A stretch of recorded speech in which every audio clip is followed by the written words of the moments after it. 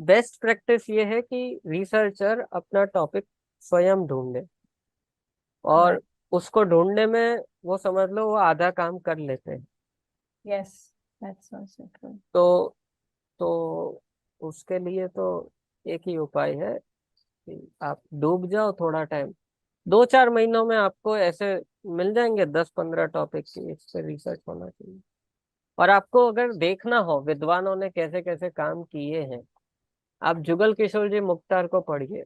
आप अ, चलो, purely research perspective से, एकदम ही उस पर्सपेक्टिव से अगर आपको देखना, जुगल किशोर जी मुख्तार, मिलाप चंद जी कटारिया, और अ,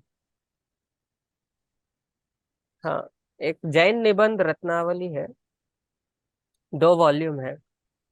तो ये कटारिया जी हुए हैं विद्वान, लेकिन उन्होंने बहुत अच्छी शोध खोज की है। एक जुगल किशोर जी मुख्तार हुए, मेरी भावना तो हम पढ़ते ही हैं उनकी, लेकिन इसके अलावा हमें शायद ही, आप मतलब बहुत कम पढ़ा सुना होगा उनके बारे में। वो प्रोफेशन से पहले लॉ में काम करते थे, और 1920s की बात कर रहा हूँ, 1910-20s की, 30s के आसपास। और रुचि लगी जैन धर्म की आचार्य समंत भद्र पे, तो इतना फिर हुआ बाद में।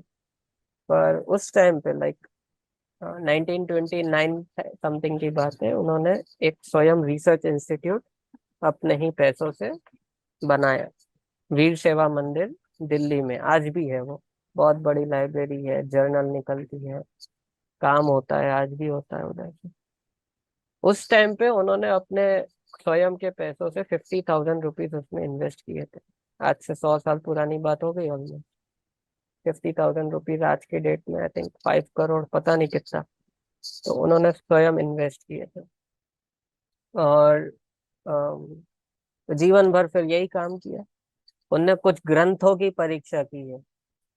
ग्रंथों की परीक्षा का मतलब, जैन ग्रंथ के नाम से वो प्रसिद्ध है, और नाम लगे हैं बड़े बड़े आचार्यों के, पर वो सब फेक है। फेक मतलब लिटरली फेक। अभी वो चलते नहीं है ज्यादा अपने समाज में या प्रचलन में, क्योंकि पता चल गया एक बार तो फिर उनको ज्यादा पढ़ाया, उनको पढ़ाया भी नहीं जा रहा कहीं पे। पर उन्होंने उन ग्रंथों में सिद्ध करके दिखाया कि ये जैन ग्रंथ नहीं है। और ऐसे एक नहीं, 8-10 ग्रंथों पे परीक्षा की है, और वो 3 वॉल्यूम में पूरा ग्रंथ परीक्षा छपा है। आपको ये सब मिल जाएगा जैन ई लाइब्रेरी पे, आपको ये सब मिल जाएगा। और नहीं मिले तो मैं भेज दूंगा। तो इनको आप पढ़ेंगे थोड़ा थोड़ा, तो आपको आइडिया आएगा कि विद्वान लोगों ने उस टाइम पे भी दिया जला जला के रात रात भर कैसे सब मेहनत कर करके ये सब खोजबीन की है, और कितना सब काम हुआ है। एक तो हिस्टोरिकल पर्सपेक्टिव होता है कि कौन से आचार्य के बाद कौन हुए, और क्या समय था उस टाइम पे, क्या माहौल था। दिगंबर, श्वेतांबर, फिर दिगंबर और अन्य मत वाले, उसका एक पूरा अलग।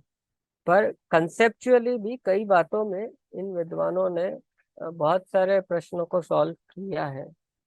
और थोड़ा संस्कृत प्राकृत का आपको मिलेगा डोज, तो चला लेना, और धीरे धीरे से आ जाएगा तो आ जाएगा।